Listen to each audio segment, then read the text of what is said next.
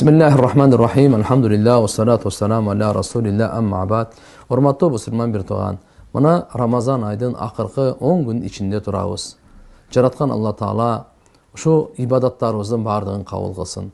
Адамдар бай жүгүргөндө финишке жетейин дегенде болгон күчүн сарптагандай, биз дагы акыркы күндө болгон күчүбүздү тазаланууга, оңолууга, ынтымагыбызды бекемдегенге, Алла менен байланышып түзгөнгө, Кур'ан-ы Каримди окуганга, намаз окуп, зикир кылып, дуаларга, ушулардын бардыгында болгон күчүбүздү сарптап калайлы.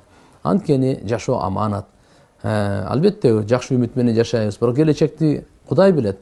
Кийинки Рамазан кимдин тагдырында бар, кимдин тагдырында жок. Рамазан айда Алла субханаху ва таала акыркы 10 күнүндө өзгөчө пайгамбарыбыз айткан: "Силер кадыр түндү издегиле." Акыркы 10 күндүн так күндөрү 21, 23, 25, 27, 29 Рамазан айдын ушу күндөрүндө.